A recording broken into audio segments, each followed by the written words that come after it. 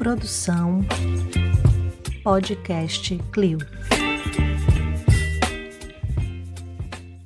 A museologia social é o estudo do fato museológico, que nada mais é que a relação entre os seres, os patrimônios e os meios. E no meio disso tudo, o que as acessibilidades, eu gosto de usar plural, tem a ver com tudo isso?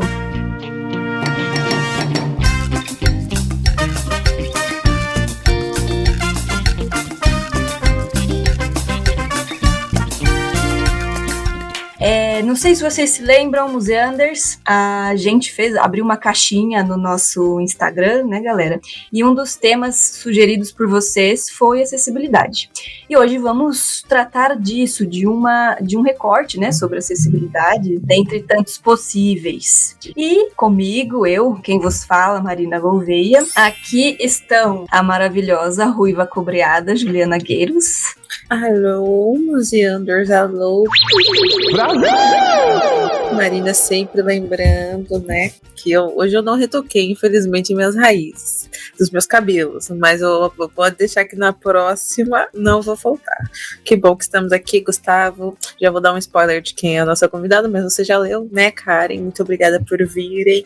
E vamos começar esse tema que é muito importante para mim também. Bora. É isso mesmo. A Ju estuda também acessibilidade, então espero que seja um episódio muito gostoso para todo mundo. E não poderia deixar de mencionar o queridíssimo que tá aqui também, Gustavo Nalva. Olá, queridos ouvintes, tudo bem com vocês? Comigo não tá tudo bem. Comigo tá tudo triste, tá tudo pesar, tá tudo cinza, escuro, porque no dia da gravação de hoje, dia 6 de março de 2023, fazem 10 anos da morte daquele, isso mesmo, The Big Cry Boy, Chorão. É muito triste. De quem, Gustavo? Que as pessoas estão achando que é... De quem que é a morte? Falei. Alexandre Magno Abrão, o Chorão. É muito triste pra mim. Eu passei Deixou grandes ensinamentos. Hoje eu trabalhei o dia todo só no looping do Acústica MTV do Charlie Brown. Só o looping. Skate eu vim, de skate eu vou. Isso mesmo. Só não fui trabalhar. Cada escolha é uma renúncia. Escolha uma renúncia é a vida. Então estou lutando para me recompor. E é isso.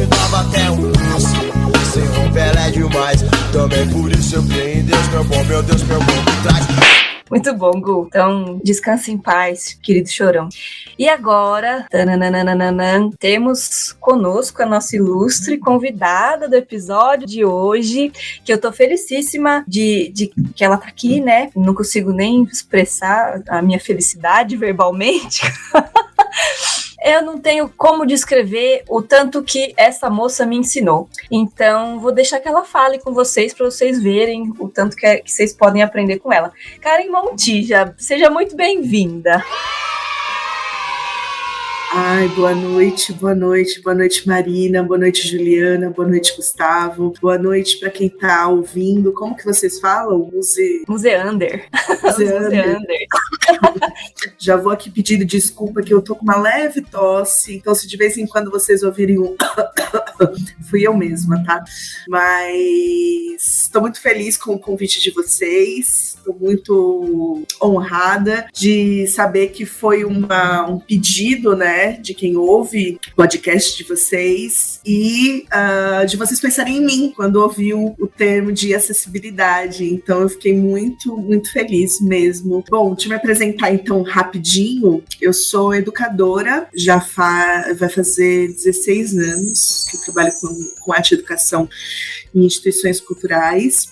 E desde 2013 eu trabalho como coordenadora pedagógica de educativos de espaços culturais, né? Então, dentre eles, eu fui coordenadora do CCBB Educativo de São Paulo, de Brasília. Atualmente eu tenho a minha empresa, que é a AK Projetos Culturais, que faz trabalhos de arte e educação para o SESC, por exemplo, né? A gente trabalha muito no SESC. E faço acessibilidade estética e comunicacional. Então, assim, já dei ali, já joguei aqui um pouquinho de tempero aí no que a gente vai conversar, já adiantei aí um pouquinho. Mas é isso. Tô aí já faz um tempo na área e sempre pesquisando acessibilidade, que é um tema bem, bem caro para mim. Muito, muito obrigada por estar aqui hoje. Vai ser uma conversa muito boa. E, como eu estava dizendo, acho que a gente vai sair daqui com a sensação de que precisamos falar mais sobre isso. E que bom que a gente tem essa sensação. Não sintam ciúmes, queridos outros convidados. A gente sempre sai com essa sensação dos episódios. A gente ama vocês, calma. Amamos todos. Mas enfim, a gente tem um super recado antes de começar a nossa conversa aqui com a Karen. Temos uma grande novidade que já está rolando nas nossas redes sociais, vulgo Instagram e onde mais, Gu? Eu acho que é só Instagram. Só Instagram? Por enquanto, só no famosíssimo Instagram. O Facebook é um lugar que a gente precisa ocupar, é um erro nosso, mas ocupá-lo-emos logo. Sim, a gente precisa disputar espaço com as receitas do Taste Made, aquelas receitas estranhíssimas que o povo faz, aquelas invenções. A gente precisa aprender a disputar esse espaço, é verdade. Isso mesmo. Bora lá, projeto 2023. Ocupar o Facebook.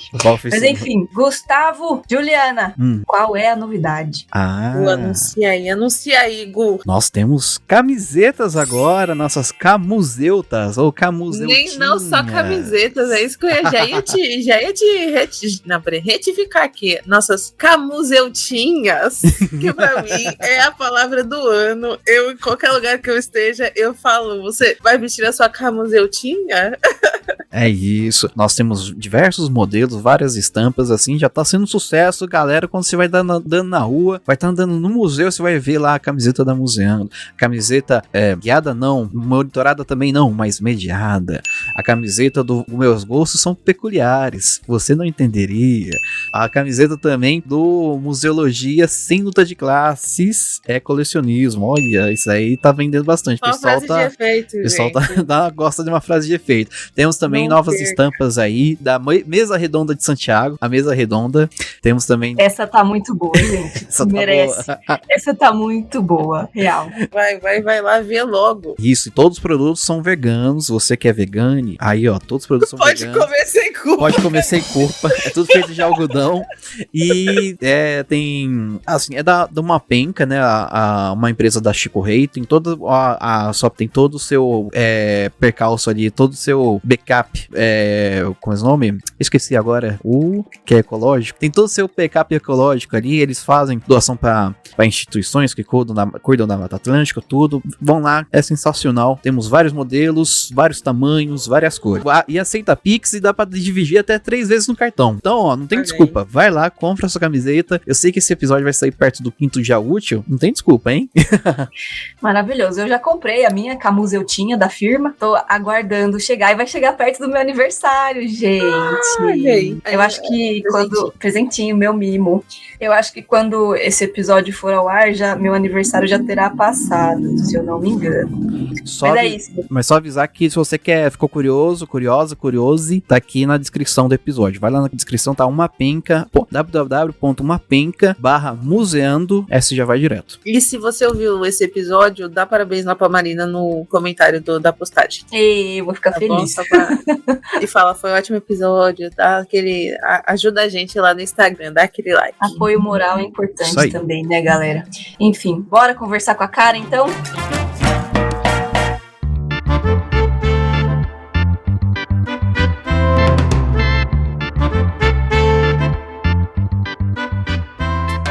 Karen, eu conheço um pouco do seu trabalho, mas não sei se os museanders conhecem.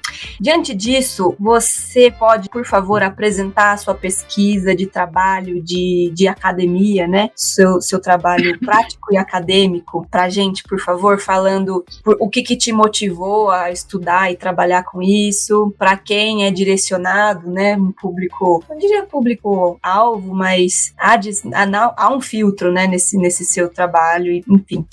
destrinchar aí um pouquinho pra gente, como se a gente nunca tivesse visto o seu trabalho antes. Boa. Eu vou começar contando histórias de alguns encontros na minha vida, porque eu acho que isso é o que motiva a gente a pesquisar, são os encontros. Para tudo que Karen tem causos. Eu tenho alguns causos aqui junto comigo. Bom, acho que a primeira coisa, assim, eu acho que tem uma relação muito forte com o meu pai. Assim. O meu pai foi um senhor que teve cataratas, e isso já diz muito sobre o público a qual a pesquisa... Eu fiz o recorte da minha pesquisa de mestrado, né? Na época que ele teve catarata, não era uma coisa muito, vai lá, vai no hospital, faz uma raspagem, volta a enxergar, ok. Não, era uma coisa que você tinha que esperar ela ficar em um determinado estado para fazer a cirurgia. Então, meu pai teve baixa visão até chegar na cegueira, e quando ele chega na cegueira, que faz a cirurgia, ele volta a enxergar. Então, eu fui uma criança que acompanhou meu pai para ir nos lugares, assim, no mercado. Então, eu gostava muito de ir no mercado com ele, então eu falava o que tinha no mercado, acompanhá-lo até o médico, enfim, fui essa criança, mas como ele tinha baixa visão, ele tinha ainda um pouco, né, da visão, eu fui entender mais adolescente o que é que eu tinha vivido na minha infância, assim, com ele. Mas isso ficou guardado em mim sem eu saber exatamente o que eu ia fazer com essa informação, porque era a minha vida, né, a minha história. Depois que a gente vai pesquisando e fala, olha, isso estava na minha vida desde então, né, mas raciocinando depois, nunca é no momento, olha, vou trabalhar com isso porque o meu pai... Não foi dessa forma. Em 2000, não vou falar o ano, mas logo que eu me formei, eu virei professora, sou formada em artes visuais, né, e fui dar aula e tive um aluno cego, Guilherme. Então, tive toda uma dificuldade imensa em trabalhar, porque eu tinha as demandas, né, as demandas mesmo da coordenação pedagógica, que dizia assim, você precisa fazer isso porque vai ter o vestibular, você precisa de fazer tal coisa e tal, e eu tinha esse aluno que eu não sabia como fazer ele ler imagem, por exemplo, né? Então ia muito de um feeling ali, de uma descrição que eu também não sabia exatamente o que eu estava fazendo, por ser muito diferente da intimidade que eu tinha com o meu pai, ali eu estava como educadora. E finalmente, em 2014, eu já era coordenadora pedagógica, eu saí do ensino formal, fui para o ensino não formal, fiquei educadora durante muitos anos. E aí, quando me tornei coordenadora, em 2014, eu vou coordenar o CCBB do Rio de Janeiro, para substituir um coordenador, e eu conheço a Camila Alves, que eu não sei se vocês conhecem, mas super devem conhecer o trabalho dela. Assim, ela tem até um livro hoje que se chama E Se Experimentássemos Mais. É um livro muito importante, assim, para a minha vida. Eu vi ela começar a escrever. E aonde que eu conheço ela? Eu conheço ela dentro do CCBB educativo do Rio de Janeiro, mediando artes visuais. Ela, uma mulher cega que usuária de cão-guia. Então, quando eu chego na galeria do CCBB, eu vejo aquela menina belíssima, com um cão golden belíssimo, mediando artes visuais para um grupo de crianças, e eu jamais ia imaginar que ela era uma mulher cega. Então, isso, em algum lugar, também mexe muito comigo, e aí a gente cria um vínculo muito forte de amizade mesmo, e ela, tudo que ela estava começando a pesquisa dela de mestrado na época, e tudo que ela ia aprendendo, tudo que ela ia me ensinando, eu ia captando, e aí um mundo se abriu para mim, possibilidade se abriu para mim, porque eu fui descobrir que quando você faz um trabalho de acessibilidade voltado para o público cego, que é o público que diretamente desafia as artes visuais, né, você acaba atingindo o público que também não tem deficiência. Então, criar recursos de acessibilidade junto da Camila, junto com os educadores que eu conheci no Rio de Janeiro, foi muito enriquecedor, porque a gente partia da ideia que a gente não queria replicar o que a obra era, por uma razão muito simples. A gente queria chegar numa acessibilidade estética, né? A gente queria atingir a experiência estética desse visitante. E a gente entendia, através de pesquisas, leituras, pesquisas de pessoas que vieram antes e tudo mais, que, por exemplo, as placas táteis eram um material que era bem importante, uma conquista, mas que ele era limitado. Ele não ia muito além. Ele passava informações do que era a obra de arte. Tá um pouco claro, assim, o que eu tô tentando dizer? Então, por exemplo, tinha uma obra de uma mulher que tem o cabelo esvoaçante, cabelos ao vento, e tem uma cadeira do lado dela, e a obra se chama Solidão. Ele fazia uma descrição e não aprofundava com o formato da tela. Exato. Era uma descrição por cima, tipo, tal coisa e prau. Tá certo, você faz uma placa tátil, você tateia ali, você entende que é uma mulher com cabelos ao vento e você entende que é uma cadeira, mas e a solidão? E a expressividade da imagem, né? É uma coisa feita para quem vê, então assim, tem elementos ali que não chegavam pro meu visitante cego, porque faltava expressividade nesses materiais. Então a gente começou a questionar os próprios materiais que tinham ali, que nos muniam para utilizar dentro do setor educativo. Então, respondendo sua pergunta mais diretamente, eu costumo dizer assim que o recorte da minha pesquisa foi o público com deficiência visual, mas através do trabalho, pensando nesse perfil de público, a gente atingiu uma variedade muito grande de pessoas, e a Marina pôde vivenciar isso junto comigo no CCBB de São Paulo, porque a gente entendeu que a gente precisava fazer um trabalho junto, e não fazer um kit, e não fazer uma sala que atendesse o público com deficiência. A gente precisava fazer algo que juntasse os dois, as pessoas com e as pessoas sem deficiência, juntos, usufruindo do mesmo recurso, porque somos todos diferentes e percebemos o mundo de forma diferente.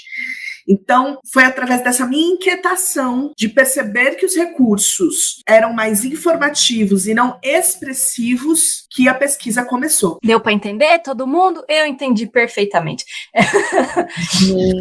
Eu tô aqui retomando uma série de lembranças, né? Tanto das vivências com a Karen nos espaços, mas também de outros lugares que falam sobre acessibilidade e inclusão. E é um desafio tratar sobre isso, porque geralmente ainda quem tem, isso está mudando obviamente, né? Mas são as pessoas sem deficiência que criam esses tais recursos, né? Sejam eles com uma função mais de tradução, né? Seja traduzir uma imagem ou entre línguas, são capitaneados assim por pessoas sem deficiência.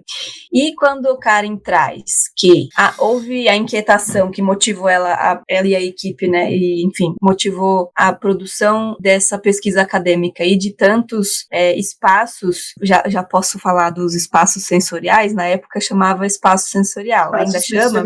A proposta ainda chama assim? Eu não sei como ficou no CCBB, né? Porque eu não estou mais lá, eu não sei se existe esse espaço ainda, né? Mas na minha vida ele ganhou muitos nomes. Então, por exemplo, assim, qual o mais atual? Eu falo muito de objeto mediador, espaços multissensoriais, que eu acho que aí fica mais claro do que a gente está tratando. Sim, né? Sim. Eu acho, só retomando aqui, Ká, quando você pensa em propor espaços em que as pessoas em sua diversidade convivam, leio isso como um processo de inclusão, né? O processo, no fim das contas, ele é contínuo, não acaba e tudo mais. Por quê? Não sei o que o Museander está aí ouvindo, compreendeu por espaço multissensorial, mas existem muitas experiências promovidas aí, as pessoas são vendadas por aí para experimentar o museu, ou entram numa sala escura e começam a tatear umas coisas, meio aquela brincadeira de programa de domingo, assim, sabe? tinha no, sei lá, naqueles programas programa que você enfiava a mão em algum lugar. Gugu. No Gugu, isso. As pessoas, durante muito tempo, essa foi a experiência de promoção, sei lá, difusão, sei lá qual palavra usar, de acessibilidade que a gente conhecia. Inclusive, espaços famosos tinham uma sala desse tipo. Inclusive, ainda tem algumas ações assim. Ainda tem? Por aí, ó, veja algumas coisas aí. Veja aí.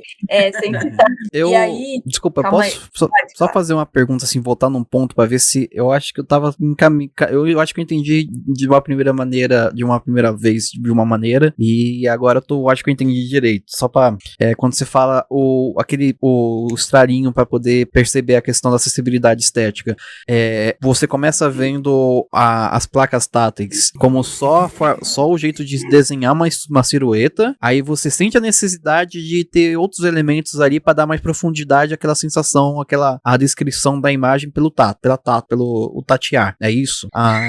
Isso. Na verdade, vale a pena até explicar de onde vem esse termo acessibilidade estética, né? Uhum.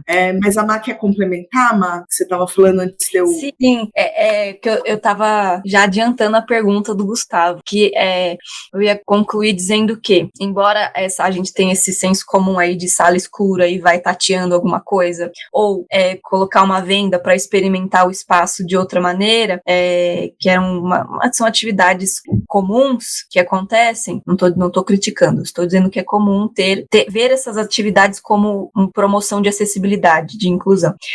O que a Karen propõe é uma outra coisa. Eu vou dar o quê? O meu depoimento, então, para ver se funciona. A gente estava estudando uma exposição de um artista chamado Héctor Zamora, ele é mexicano, certo? Certo. E é um artista contemporâneo. E aí, uma das obras dele, que vale a pena vocês darem uma olhada, ele cria uma fanfic, basicamente, e coloca ali, ele cria umas imagens e coloca uns zeppelins, assim, na imagem, né? E, enfim, tem a ver com uma performance, né, que rolou na Bienal de Veneza. Ele cria uma lenda urbana, uma fake news. Uma fake news, quase e até um enxame de dirigíveis invadindo a cidade de Veneza. É isso. E aí, Karen pega esse argumento e monta um dirigível onde as pessoas podiam entrar, e dentro desse dirigível existiam 2 recursos, um sonoro e um visual, fora a sensação de estar ali dentro, que era uma cabaninha, assim, né, uma coisa fechada. Então você entrava de fato num dirigível. Era um dirigível por fora, pequeno, né, em pequena escala, 2x2, assim, sei lá, do máximo, e ali dentro você conseguia sonoramente falar alguma coisa, e essa coisa tomava uma proporção sonora até virar um ruído, como se fosse um enxame, tipo o barulho do enxame chegando, tipo um gostou da minha sonoplastia, Roseander?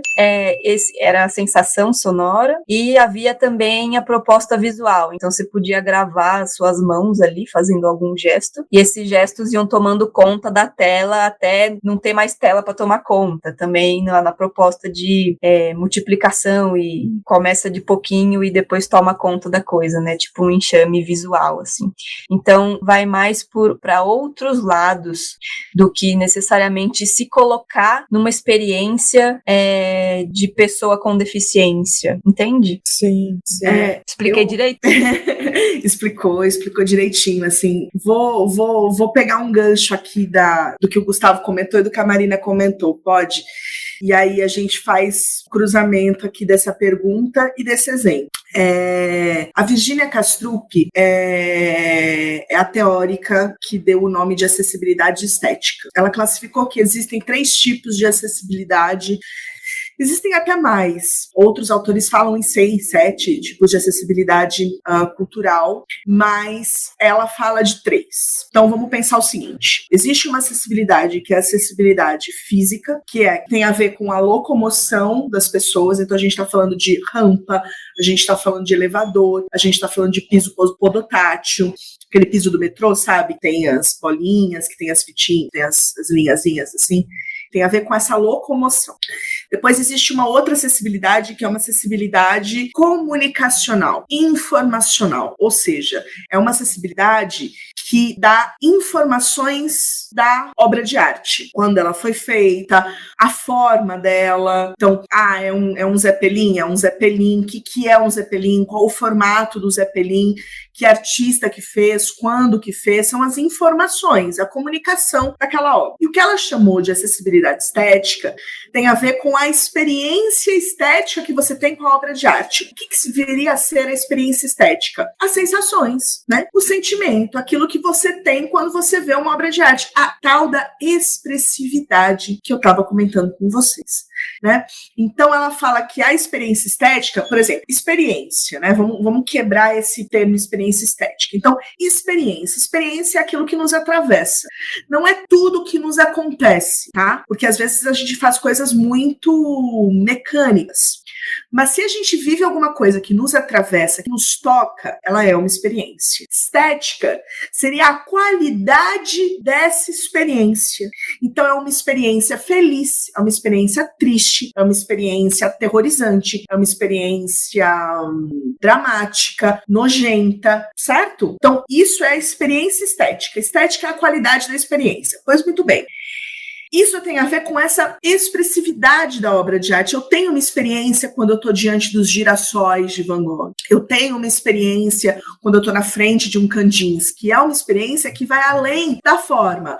Usou vermelho, usou amarelo, né? O Mondrian. São quadradinhos coloridos em preto, em cores primárias. Isso é comunicacional. A estética, ela vem da sensação que eu tenho quando eu estou na frente de um Mondrian, certo? Então, a Virginia Kastrup, ela se preocupou com essa acessibilidade estética, né? Se dentro da acessibilidade, quando a gente recebe pessoas com deficiência no museu, se elas estão atingindo essa apreciação sensorial, essa apreciação sentimental, de sensações mesmo, tá? Então, isso seria acessibilidade estética. Então, quando chega pra gente um artista, né, como o Hector Zamora, o exemplo da Marina, né, que ele fala, olha, é um enxame de dirigíveis. Se a gente fizesse um dirigível como era na fotografia, talvez a gente não alcançaria a expressividade do que é um enxame. Imagina quantas maquetes eu ia ter que fazer de um dirigível para a pessoa que não vê sentir na pele dela, no corpo dela, o que é um enxame. Então, a gente cria uma cabine onde a pessoa, dentro dela, ouve um enxame sonoro, onde o corpo dela inteiro vai ser envolvido por essa sonoridade, e quem não ouve vai soletrar, vai fazer algum gesto, alguma coisa visual que também as imagens vão ser multiplicadas como um enxame visual. Então, é uma tradução, mas entendendo que tradução é uma criação. Então, a gente parte da ideia que, para falar de acessibilidade estética com o público com deficiência visual, é necessário criar. Nós precisamos criar respeitando a obra de arte, respeitando os elementos que a arte nos traz, mas a gente precisa criar, a gente precisa traduzir, né? E porque traduzir, como eu disse, né, é uma criação, né? Você não vai traduzir literal, senão você perde a poesia da coisa, a expressividade da coisa. Então, esse é um dos exemplos que a gente realizou, que a Marina trouxe, e que foi muito bem sucedido, tanto que o próprio artista, Hector Zamora, viu e gostou muito. Ou seja, a minha pesquisa e o que eu defendo e o que eu acredito é na criação, principalmente na presença do educativo para falar de acessibilidade. Porque as pessoas com deficiência, em sua grande maioria, chegam nas instituições culturais através de agendamentos pelo educativo, né? Então, o educativo recebe essas pessoas, o educativo estuda a exposição, o educativo vai fazer a conversa, né? A troca de experiências entre público e obra de arte, Então eu vejo nele uma potência muito grande de criação a partir da obra de arte para que o público com deficiência tenha acesso à expressividade da obra. O educativo é linha de frente do museu, então. Ah, sim. Porque, veja, quando os centros culturais, é caro você chegar nos grandes museus, é caro você chegar, né? Algumas pessoas com deficiência têm cuidadores, né? Têm acompanhantes. Então, para você sair, por exemplo, de um bairro periférico aqui de São Paulo e chegar nos grandes centros que tem os grandes museus, é caro. Ou você precisa ir de carro, ou você precisa esperar o ônibus, mas o ônibus tem que ter a acessibilidade né? Então, e vão sempre de 2 pessoas, 3 pessoas, né? Na maioria das vezes, porque ainda a cidade é muito deficiente, a cidade é deficiente, a cidade tem uma deficiência, o urbano, né? O urbanismo tem ainda muitas questões de acessibilidade física. Então chegam lá 2 pessoas, 3 pessoas. Então é caro você ir pagar um ingresso, muitas vezes, para entrar no museu, numa mesma família, de 2, 3 pessoas. Então, como que normalmente acontece a entrada das pessoas com deficiência nos museus? Pelo agendamento educativo, que muitas vezes dá o próprio transporte para o público chegar até a instituição, certo? Então, a minha defesa é essa, a minha defesa é da criação, a minha defesa é do educativo, e a minha defesa é por uma acessibilidade que seja mais inventiva, como diz a Virginia Castro. Muito interessante, menina. Eu tinha pincelado só poucas vezes, assim, essa questão da acessibilidade estética, muito porque ainda quando a gente estuda, a gente acaba caindo no poço da neutralidade, assim, né? Tipo, que criação é uma coisa, é uma inovação, assim, né? Dentro da acessibilidade, se a gente for parar pra pensar, criar a partir de algo, né? A partir do que se foi dado pelo artista, porque geralmente a gente foca muito em trazer essa neutralidade, porque é uma questão, né? Sempre é essa, tipo, que as pessoas com deficiência meio que é uma pauta, tipo, como trazer o que a gente tem sem trazer as nossas questões, mas não tem como, né? Muitas vezes não tem como você ser neutro, assim, é tentar o máximo possível ser, e essa questão da acessibilidade estética vai muito nisso. Como criar sem, eu não sei, é uma coisa realmente que eu não tinha ainda, esse episódio é muito importante pra mim, porque já tinha lido, já tinha ouvido falar, etc, mas eu não tinha ainda me adentrado para realmente, porque eu já sempre fui nesse campo da neutralidade, da tradução, tipo, dessa tradução tradicional mesmo, sabe? Disso de fazer uma placa, de fazer, mas não de realmente criar uma experiência estética. Isso é muito massa. Inclusive, eu só vou falar uma coisinha antes da mais rapidinho, que é muito importante, que eu aprendi com a Camila. A Camila se tornou minha consultora porque eu acredito piamente numa coisa que a Márcia Moraes escreveu no livro Exercícios de Ver e Não Ver, onde ela fala que é preciso se criar com pessoas com deficiência e não para pessoas com deficiência. Você precisa criar junto. E quando eu criei junto com a Camila, que é a minha pessoa de referência na vida, né, no trabalho, mas da vida, a Camila me ensinou que a neutralidade também afeta. A neutralidade afeta muito, né? Ela até dá um exemplo de que um dia ela foi numa peça de teatro e era uma cena de sexo rolando e o cara na audiodescrição tava falando: agora o homem pega o seio da mulher, o seio direito da mulher. Não, gente, não. Tem que ter uma intenção, tem que ter um negócio, senão você perde a experiência. Então, o que eu estou falando das placas táteis, isso também se transfere a outros recursos. Quando você cria alguma coisa com essa expressividade, vocês vão concordar comigo que é muito interessante, muito chamativo para as pessoas que não têm deficiência também. Então, aí, de fato, você cria uma coisa que faz a integração entre as pessoas. Não fica um recurso só para quem não vê, um recurso só para quem não ouve. Você faz uma integração desses públicos, e isso me parece mais interessante, mas eu entendo o que você falou, Ju, que a gente a gente aprendeu que era importante essa neutralidade, mas agora já existem estudos falando que a neutralidade nos deixe, porque a gente precisa sentir a arte. Sim, o ideal Neutra seria detergente.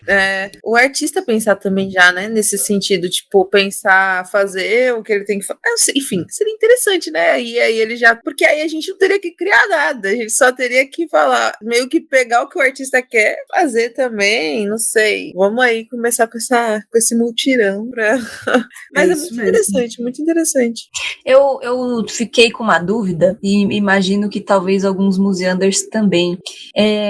Vocês podem falar um pouquinho mais do que é a neutralidade nesses recursos de acessibilidade? Eu consegui entender um pouco depois, assim, vendo a conversa. Mas, pelo que entendi, então, quando se diz neutralidade, tipo a linguagem neutra, né, vamos dizer assim, ter a tradução, seja visual, seja verbal, ou gestual do objeto de referência, é isso? Então, por exemplo, se eu tenho uma maquete tátil do fóssil do dinossauro, é isso, é uma reprodução daquele objeto original, não é o objeto original, talvez não, sei lá, nunca toquei num osso de dinossauro para saber a sensação, no original, né? Mas é tipo isso? Isso seria a neutralidade? Você traduzir aquele objeto central ali para como um recurso? Sem muita interferência pessoal, assim, tipo, tem um quadro vermelho. Aí eu falar, um lindo quadro vermelho. Sendo que, na verdade, é um quadro vermelho, entendeu? Eu não trazer coisas que seriam da minha personalidade ou do que eu entendo daquilo, né? E para que a pessoa com deficiência possa ter esse acesso e ela mesma construir a partir disso. Mas pensando sobre estética, sobre essa questão da acessibilidade, né, estética, é muito proveitoso criar a partir do que se tem de entendimento do artista para que a pessoa possa ter também essa experiência e todas as pessoas que, né, porque aqui a gente tá focando nas pessoas cegas, né, acho que nesse sentido, né, Sim. Tal. Dá para aplicar isso em qualquer recurso de acessibilidade. Aqui a gente, claro que eu também discordo de dizer esse quadro vermelho é lindo, porque aí de fato é uma opinião. Mas dizer que ele é vermelho, quente, como sangue, sei lá, tô viajando, mas assim, dar referências da temperatura que aquele quadro está trazendo, do peso que aquele quadro está trazendo, para além da forma, é a acessibilidade estética. Então, a gente precisa, dentro daquilo que eu acredito, né? Porque existem... que eu falo como a gente precisa, né? Não. Dentro da política de acessibilidade que eu acredito, eu acho que a gente precisa, sim, pensar com mais expressividade que seja sensorial, dessa forma que eu tô dizendo mesmo, né? É vermelho como sangue, é vermelho quente, então tem peso, tem temperatura, tem textura, tem, sabe, tudo isso dentro de um vermelho, sabe, tem toda essa expressão dentro de um vermelho, ele não é só vermelho, bom, ele é vermelho como alguma coisa, ele é vermelho que te lembra alguma coisa, ele é vermelho que te provoca alguma coisa, então nesse sentido, vale a pena dividir isso com o seu espectador, até porque eu vou falar uma coisa aqui que talvez as pessoas fiquem meio... Quem, né, defende mais a placa tátil, assim, a placa tátil também é uma invenção, ela também é uma criação, porque ela não é a obra. Então, quando eu escolho fazer alguma coisa com isopor, ou fazer alguma coisa com papel, eu já estou interferindo também é uma leitura, eu também estou interferindo na obra que o visitante cego vai tocar, entende, assim, o que eu estou mais ou menos tentando dizer? Então, é muito melhor assumir isso, é muito melhor assumir a criação, a invenção, do que buscar essa neutralidade que é meio que impossível de você passar alguma experiência estética para a pessoa, sabe?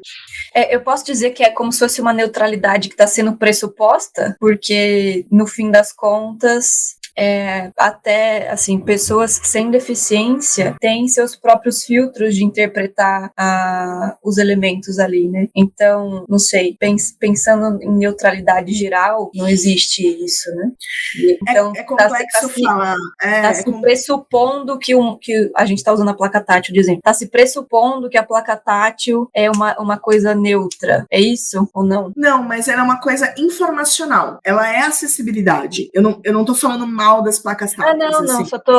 A questão é pressupor que ela é, tipo, a partir... É como se fosse algo dado. Placa tátil é neutra, entendeu? Eu posso dizer isso ou não? Tipo, seria a representação pura do que... A representação pura, eu digo, sem nenhuma interferência de quem tá fazendo a placa tátil. Tipo, eu não vou colocar uma coisinha a mais, um negocinho a mais. Vou fazer de uma forma que seja 100% informacional, como o Karen disse, tipo, que só informe o que é o original. Tipo, que só, esse osso que você não pode tocar é assim. Aí faz, exato. Que é, como eu disse, é uma conquista das pessoas com deficiência visual. É um recurso bastante utilizado, mas que chegou hoje nas pesquisas, em tudo que a gente já ouviu, em tudo que a gente vem pesquisando, principalmente que a Virginia Castro traz, é um material, e a Camila Alves, claro, é um material que ficou limitado, né? Ele não vai além. A gente precisa ir além, a gente precisa buscar, a gente precisa parar com esse atendimento assistencialista da pessoa com deficiência, de um atendimento infantilizado da pessoa com deficiência. A gente precisa, né, dizer, coitadinho, vem aqui que eu vou te explicar, olha, lá em cima é assim, aqui embaixo é assado. Então, essas descrições, esses tratamentos, eles estão à beira aí de um capacitismo, né, que a gente fala que é esse preconceito de que a pessoa com deficiência não é capaz de. Então, é um capacitismo, né, não beira um capacitismo, mas é capacitista, né, um tratamento feito dessa forma. Então, quando eu crio, eu abro o caminho para que criem também a partir de mim. Então, o artista cria, eu vou lá, respeito os elementos que ele trouxe, respeito o contexto que ele faz, eu faço um outro objeto que traduz muito do que ele está falando, e aí, a partir disso, as pessoas com deficiência podem interagir, podem sentir o corpo delas vibrando, sentir o corpo delas sentindo temperatura, textura, como eu estava falando, sentir esse vermelho. Então, eu preciso ir para o corpo para sentir esse vermelho, e então eu contribuo, aí sim, eu contribuo com a experiência estética da pessoa. Possibilitando que ela crie também depois que ela vivenciar alguma coisa junto comigo. E é muito legal como esse tipo de abordagem meio que subverte uma questão que é a do tato ser muito não aceito, né, dentro dos museus. A gente não toca, não pode tocar em nada. Assim, um curador, ele pode fazer o que quiser com o objeto, tocar até sem luva, mas o visitante não pode tocar, por exemplo, né? E vai além da conservação, vai além de tudo isso, é uma questão muito também, historicamente, eu não lembro qual filósofo, mas ele colocava, tipo, o tato como um dos últimos, um dos últimos, assim, respeitáveis sentidos, assim, a visão, tanto que, por isso que hoje a gente tem a visão muito, por isso que obras de arte são pra ver, né, e o olfato, assim, são mais pra ver, de fato, do que pra se tocar. Então, é uma questão historicamente mesmo construída, né, e isso subverte um bocado, assim, porque não ser tipo assim, vai além, não sei, tipo, sim, a gente pode também fazer o toque, mas a gente vai usar todos os sentidos, então, não só, porque o toque só vai pro material tátil, não, no material tátil você pode, no resto não pode tocar, mas aqui você pode tocar, tipo, a gente acaba tirando um pouco essa diretiva do toque só onde pode, tipo, porque onde não pode, e por quê? Quem tá dizendo que outros lugares não pode, sabe? Porque na obra de arte, de fato, não pode. Porque o toque, que é um dos principais jeitos de uma pessoa com... existem vários, né? Mas é uma das formas que pessoas cegas têm pra perceber o mundo à volta. Não pode naquele objeto, mas naquele aqui que eu tô te dando, pode, sabe? Tipo, ela pode ter outros tipos de... Conservadores e restauradores vão à loucura agora. Não, vão à loucura. Mas você sabe que é um ato... tem um texto texto que é do Carijó, Magalhães e Almeida. É um texto que vocês encontram fácil na internet, que chama Acessibilidade Tátil, de Carijó, Almeida e Magalhães. E eles falam sobre essa proibição do toque. E eles falam justamente, Ju, que é um posicionamento político. Então, se você quiser implementar um programa de acessibilidade dentro da sua instituição cultural, você tem que ter muito claro qual que é a política que você vai aplicar. A sua política vai ser do toque? Maravilhoso. A sua política vai ser da negociação? Umas tocam, outras realmente não vai dar. Beleza. Ou a sua não tem o toque. Então, é uma escolha. Por isso que quando a gente fala em escolha, a gente fala de política. Então, também é lembrar disso, assim, né? Acho muito importante isso que você está falando, mas o pessoal aí de conservação não precisa ficar com raiva da gente. A gente só está dizendo que, olha, em algum lugar, em algum momento, em alguma instância aí, o quanto é relevante que o visitante toque a obra, principalmente se ela for uma escultura, né? Se ela for uma instalação, quanto isso vai fazer diferença para a fruição dele, né? Aí é esse momento que a gente puxa o saco do Museu de Ipiranga? É esse momento? Eu ia comentar algo sobre, mas também lembrei da Pinacoteca na exposição anterior. Eu não sei como tá agora. Eu fui, mas não lembro. Tinha uma parte ali que o educativo, junto com a equipe de restauro e conservação, eles fizeram uma curadoria de esculturas que poderiam ser tocadas.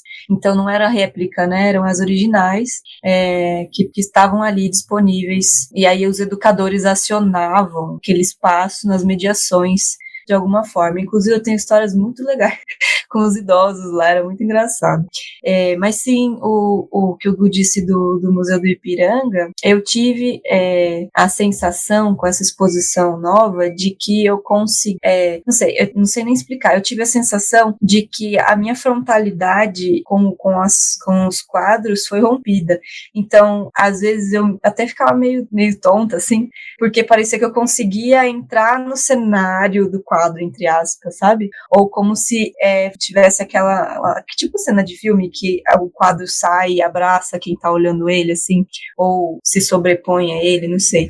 Eu tive essa sensação porque a nova exposição do Museu do Ipiranga tem um monte de recurso tátil. A maioria, pelo menos, é tátil, né? Tem alguns que são cheirinhos, mas a maioria é tátil, né? Então tem textura, tem objeto, tem de tudo quanto é coisa, né? Lá no terraço eles tentaram fazer de forma tátil a visão que você tem do terraço, né? Eles colocaram uma foto daquela visão que a gente tá tendo ali no terraço, do entorno do museu, e foram criando relevos assim em cima da foto para você ter a sensação do, né, tipo, através do tato, ter uma noção de profundidade. Bem legal. Eu não sei como é que mas, né? Pode falar, Gu. Não, você falou que eu não sou uma pessoa cega, então eu não sei se adianta ou não, mas eu acho que pelo menos a tentativa, né? Sim, mas eu acho que vale a pena falar que, embora esses recursos táteis compondo a exposição do Museu do Ipiranga sejam muito legais e eu tenha sentido isso, eu ainda não acho que seja a proposta da acessibilidade estética, entende? É diferente. Não é, por mais que eu tenha sentido algo mais que tátil, mais que informacional, não é a mesma coisa. E aí eu queria ver, Ká, se você topa contar a experiência da exposição da Patrícia Pitinini. Claro. Que eu não vivenciei, mas as histórias que eu ouvi sobre o que vocês criaram lá é muito legal. Eu acho que só fazer um comentário, eu acho que do Museu do Ipiranga, né, é um trabalho muito bem feito, né, de fato, mas eu acho que está na linguagem dessa acessibilidade comunicacional mesmo, por ser um museu histórico, onde as informações são muito importantes. Entende? Então, por isso que eu estou dizendo, assim, vai muito do seu museu, da sua instituição, vai muito daquilo que você quer focar, daquilo que você quer trazer. A estética não é melhor que a comunicacional, né? Que as coisas que a gente está propondo não é melhor que a placa tátil, é o que você quer. O que você quer? Você quer informar? Você precisa fazer uma maquete. Você quer passar a expressividade do quadro? Não faz uma maquete que não vai chegar lá. Vai passar a informação. Estão dando para entender assim o que eu estou tentando dizer? Agora, com relação ao exemplo que a Má falou, a gente estava numa exposição no CCBB de São Paulo de uma artista australiana chamada Patrícia Piccinini, e ela trabalhava todas as esculturas hiperrealistas dela, e bem hiperrealistas mesmo. Seres híbridos, meio bicho, meio gente. Vocês já assistiram aquela série Sweet Tooth? Não assistiu? A Ju assistiu? É um menininho Sim. que ele é meio cervo. Ele é meio cervo, meio gente, assim. Então, a Patrícia Piccinini é meio que nessa pegada, assim. Você tem um bebê criança, mas o nariz é de um morcego. Tá lá o nariz dele. Fora já teve no CCBB essa exposição. Sim. Eu fui, eu tenho aqui. Pronto. Já fui. Pronto, é isso, é sobre isso. Então, além disso, ela trabalha muito com essa questão da fecundidade, do gerir, do gestar. Então, ela fala sobre barriga de aluguel, sobre, por exemplo, ela faz uma escultura com relação a uma família, uma mulher indiana que deu à luz a gêmeos, e aí uma família australiana só adotou um, deixou o outro bebê. Então ela pega esses casos, muito falando sobre essa fertilidade. Aí tem um outro vídeo dela, que é uma mulher que dá à luz a 7 porquinhos, assim. Então ela brinca com essa mutação genética que acontece dentro do útero. Então tudo parte desse útero. Que útero é esse? Que lugar é esse onde gera essas mudanças? Né, aonde se nasce e aonde se modifica. Então a gente criou, de vez de fazer uma maquete tátil da obra, que a gente nunca ia conseguir fazer porque elas são hiperrealistas, vocês vão de convir comigo que a gente não chegaria e ia ficar horrível. Não dava para fazer uma maquete da escultura da Patrícia Piccinini, assim, literalmente não dava, assim, é muito real o que ela faz. A gente não tinha essa habilidade. A gente fez um útero. A gente, num espaço de 6 metros quadrados, a gente puxou uns tecidos, claro que com a ajuda de parceiros da cenotecnia, né, cenotécnica, fizemos um canto vermelho, um acolchoado, você chegava, relaxava, se sentava, era pequenino, era aconchegante, era quentinho, e tinha um som. O som era um chiado, coração batendo, e um sonzinho aquoso, bum, bum, bum. Exatamente o que o bebê ouve quando ele tá no útero.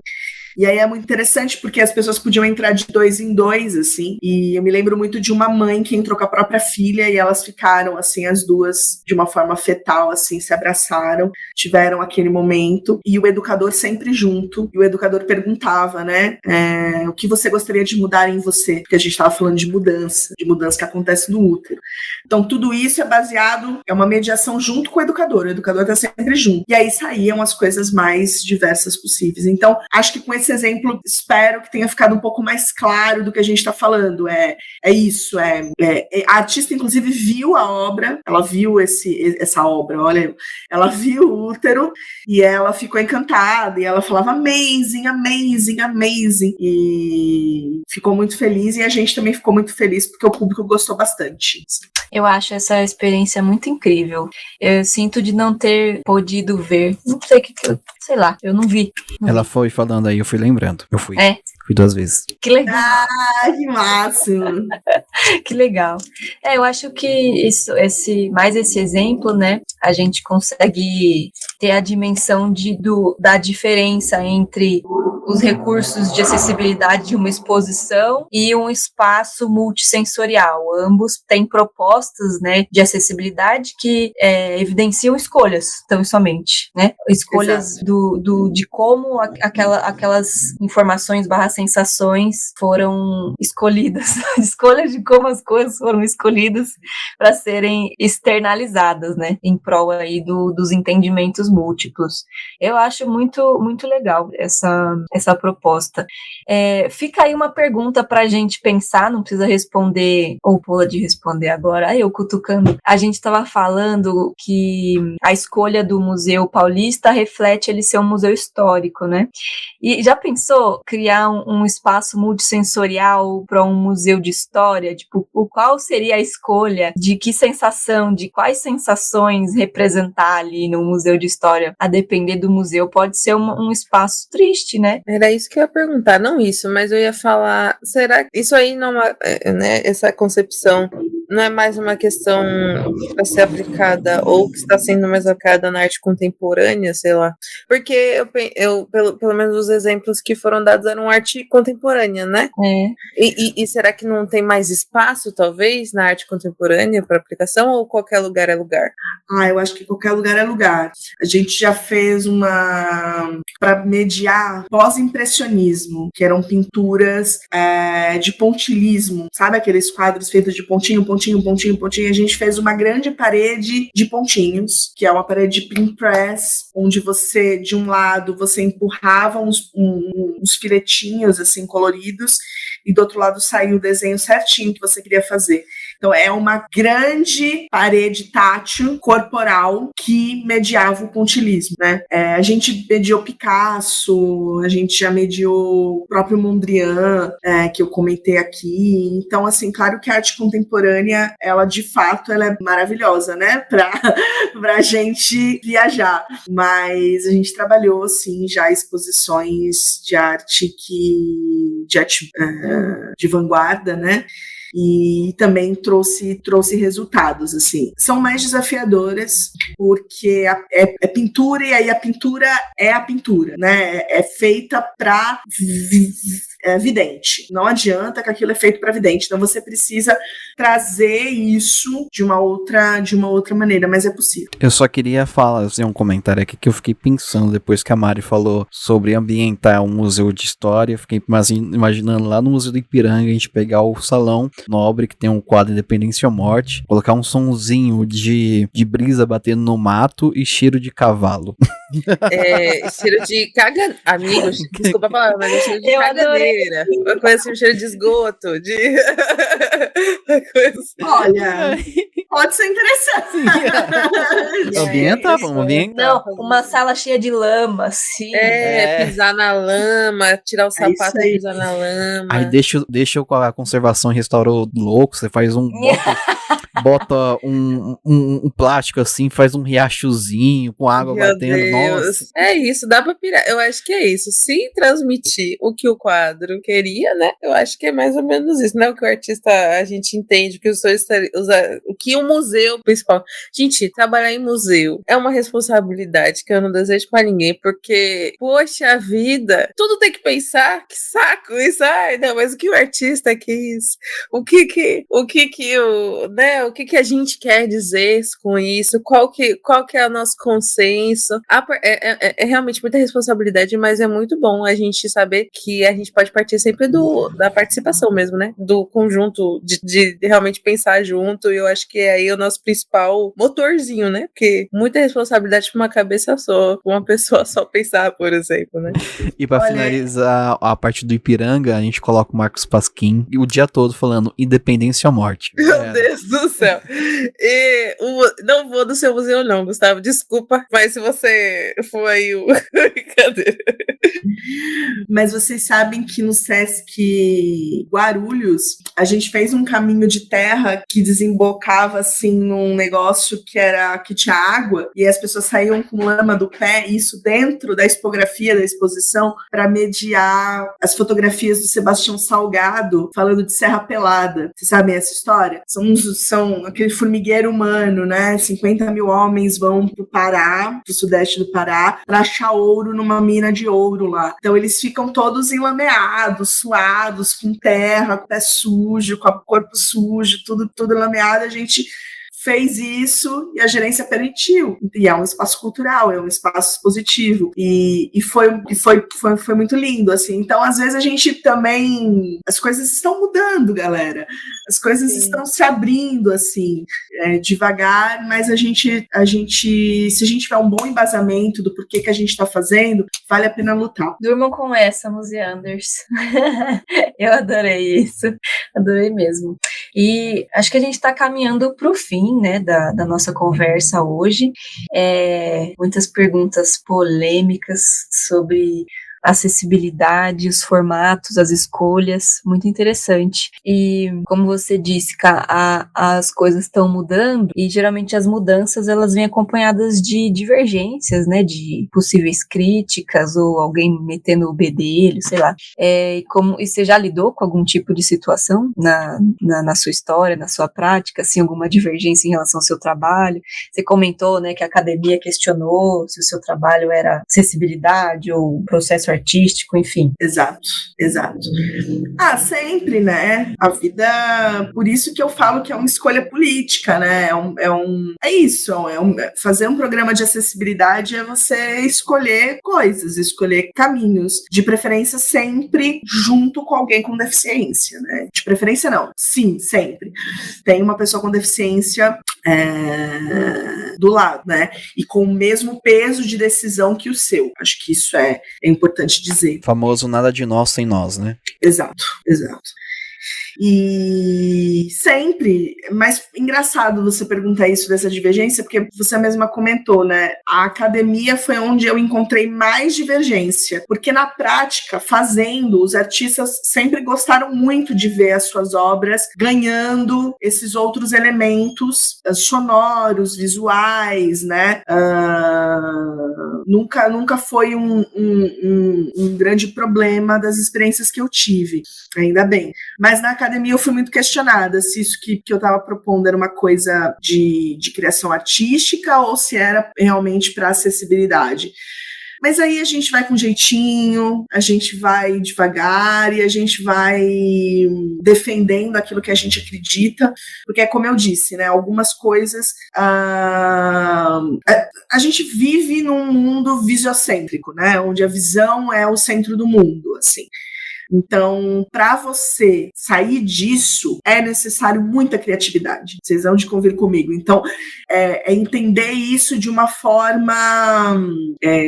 porque do outro jeito, do jeito que a gente está fazendo, tem a sua potência, mas tem o seu limite. Então, vale a pena criar, vale a pena botar a cara, vale a pena tentar fazer, se não der certo, refazer, e sempre ter uma pessoa com deficiência visual do seu lado, porque é ela que vai balizar o quanto ela está compreendendo da obra e o quanto ela não está. E se puder ter as duas coisas, as maquetes tátil, as audiodescrições e esse material multissensorial, aí fica lindo, porque aí a pessoa também, enquanto espectador, tem o direito de escolher qual caminho ela quer seguir. Aí hoje eu quero entender melhor o Mondrian, beleza?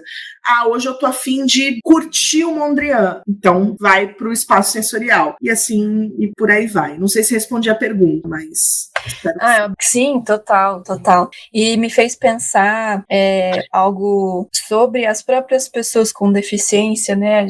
Como somos pessoas sem deficiência que criamos esses recursos, né?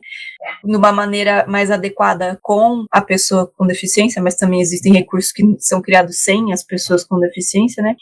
A gente acaba excluindo a diversidade da própria deficiência. Então, não existe uma receita para a pessoa cega, uma receita para a pessoa surda, uma receita para a pessoa XYZ. Quanto mais recursos e opção as pessoas tiverem para fruir disso, é o ideal mesmo, né? Que nem a Karen falou. Uhum. E também isso entra muito no que a gente entende como acessibilidade universal também, né? Porque eu acho que acessibilizar universalmente, ou seja, para todas as pessoas, de fato, com as suas deficiências em suas diversas formas, sem deficiências, enfim. Melhor, porque eu entendo muito a acessibilidade como a garantia do direito de escolha, sabe? Pra mim, inclusive tem no meu TCC, tem essa frase que, tipo, pra mim é isso, é você fazer sua parte pra que as coisas, pra que a lei seja, tá ligado? Pra que a lei também esteja sendo cumprida, mas assim, que todas as pessoas que existem tenham direito de escolha. Assim. A autonomia e garantia dos direitos, né? Exato. E eu só queria dizer que a única academia que presta é a que tem leg press. Pronto. A academia dá um trabalho, gente. Já diz o Luigi, é muito mais fácil você fazer um doutorado que você meter o shape. Poxa vida. Não sei. Não sei. Eu não tô conseguindo nenhum dos dois. Nenhum dos dois. Meter o shape e manter é muito difícil. Não tô conseguindo nenhum dos dois, então eu vou ficar bem caladinha por aqui. Mas, de fato, as crises entre a teoria e a prática, elas são muito presentes, né? Sim. Ainda mais quando a pessoa tem trajetória mista, né? Tipo, vem da prática para a academia. E eu me identifico com a Karen nisso, de ter esse... Tipo, ter que explicar certas coisas certos olhares, certos modos de pensar que vem da prática. Quando a gente tenta transpor isso para a academia, a gente é alvo desses questionamentos. Tipo, a academia naturalmente já questiona, né? Feita para. Mas aí tem que usar muita criatividade. E eu acho que eu queria encerrar, que eu não sei se a gente está indo para o final já, mas dizendo que se tiver educadores ou pessoas que trabalham com acessibilidade, né, ouvindo a gente, que eu acredito que tenham, de onde partir, né, para criar essas coisas, né, do que a gente efetivamente está falando.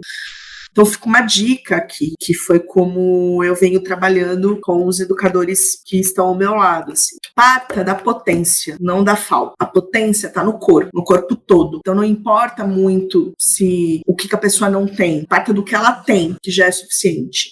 Então, pensa na corporalidade, pensa nesses espaços multissensoriais ou nesses objetos mediadores que atendam ao corpo. Então, vai ser uma vestimenta, então vai ser um espaço imersivo que eu entro dentro, então vai ser um objeto um tapete que eu posso deitar, que eu posso me esticar, vai ser um puff que eu vou com o meu corpo inteiro, saio se eu sou usuário de cadeira de roda, eu entro lá dentro. Então, sempre parta do corpo e do que você... E faça uma escolha, faça uma curadoria educativa mesmo. O que você quer mediar dessa exposição? O que você quer mediar desse quadro? Escolha e pense na corporalidade. Aí não vai ter erro, vai dar sucesso.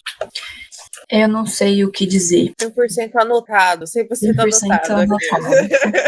100% anotado. É incrível isso. Não, sim, estou sem palavras. Foi um minutinho de silêncio para a Marina na edição, porque ela está impactadíssima. Eu não sei o que fazer agora. O que a educadora faz quando ela não tem reação? Ela acolhe a emoção e é isso. Também. Pergunta pro outro, o que você acha sobre isso? Joga pro próximo. O que vocês acham sobre isso, museanders contemporâneos? Coloque seus comentários aqui embaixo. Vou botar essa frase na aplicação do episódio, lá no balãozinho. Deixem seus comentários. Enfim, eu acho que a gente pode encerrar com essa frase e pensar a partir da potência e não das ausências. Enfim, durmam com essa número 2. Já teve uma outra. Durmam com essa número 2.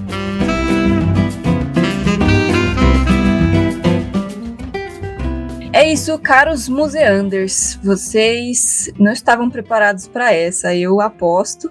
Eu tampouco. E que bom, eu gosto de ser pega de surpresa e aprender sempre, porque a gente sempre está em processo, né? É importante lembrar disso. Vamos para as nossas indicações? Posso começar? Eu tenho uma indicação que, já que estamos falando de Camila Alves, fica o convite, Camila, venha conversar com a gente.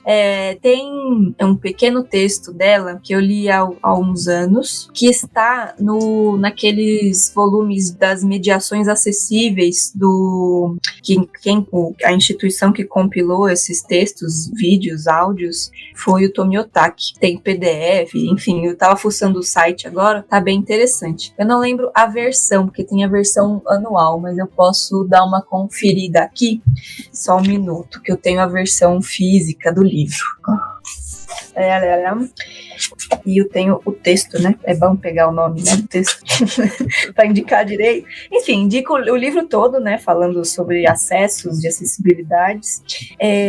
O texto da Camila se chama Palavras Produzem Sentido. E aí ela vai construindo aí uma imagem na sua cabeça, usando o sentido das palavras. É muito legal, é muito bom.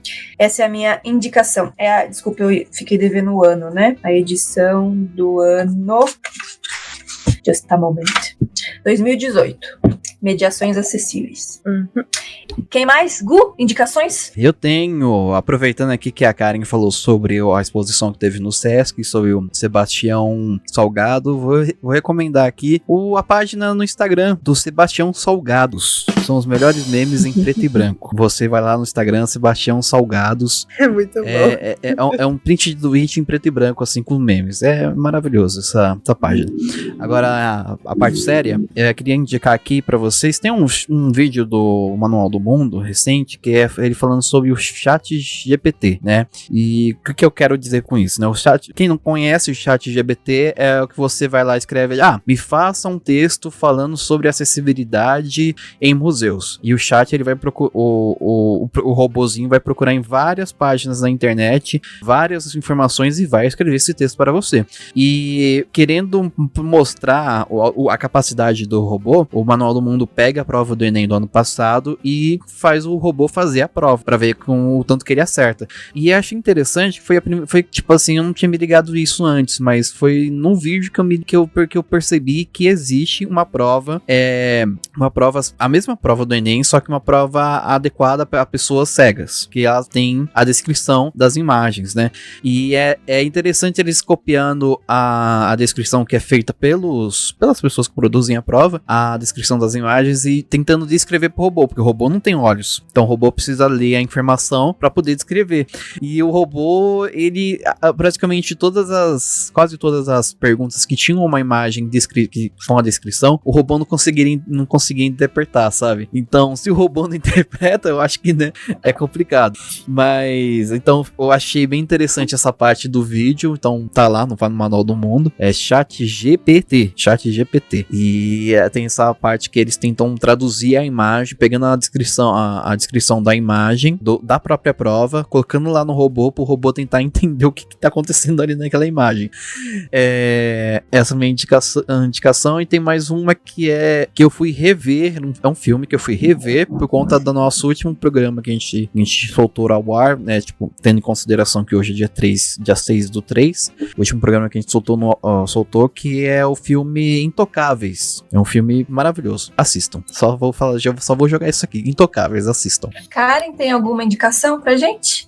Já que falamos de Camila Alves, eu sempre vou falar do livro dela, E Se Experimentássemos Mais? Um manual não técnico de espaços culturais. Acho que é uma coisa assim. Eu quero. Por favor, muita coisa que eu falei aqui, eu aprendi com ela. Então fica a dica. Andem com as pessoas certas que vai dar tudo certo.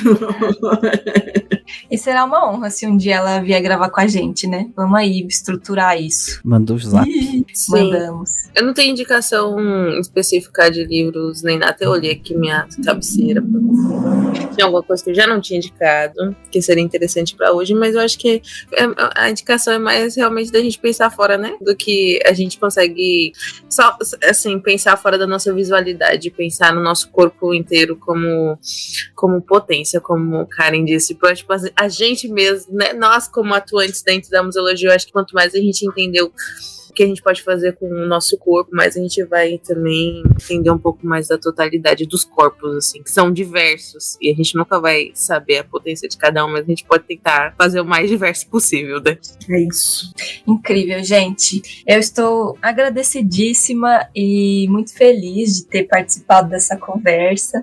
Que bom, sempre dá um quentinho no coração. E agradeço de novo e imensamente a participação da Karen, como sempre, compartilhando muito mais do que eu poderia imaginar. Só agradeço sempre e, enfim, uma honra ter você aqui. Muito obrigada. Eu que tô agradecida e feliz de ter participado. Espero não ter ficado muito confuso, muito bagunçado, mas espero de todo o coração que vocês tenham gostado como eu gostei. Eu tô muito feliz. Obrigada, gente. Sucesso pra vocês. Eu tenho certeza que todo mundo gostou, que a Ju gostou, que o Gustavo gostou. Eu adorei isso. Gustavo gostou. Agradeço o Gustavo por que esse gostou. episódio. Gostoso demais, eu que agradeço. Eu que agradeço e eu queria só jogar no ar aí, quem, sei lá, Miss ou algum outro museu que for fazer uma exposição sobre Monet, que tal a gente fazer uma pontinha de madeira, fazer um laguinho, umas plantinhas, né, Monet, olha aí, ó, né. Gustavo entendeu tudo.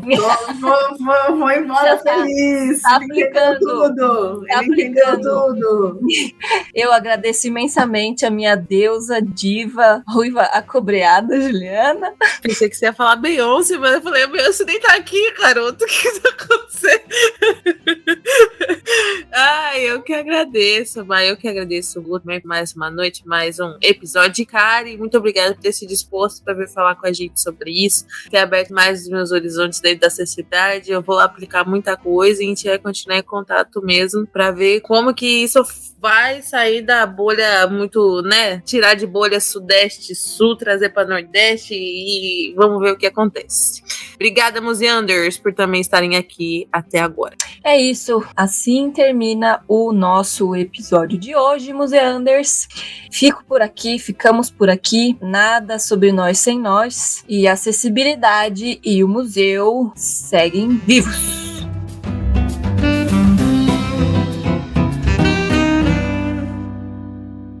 Muito obrigado, vão com Deus, valeu. Santos!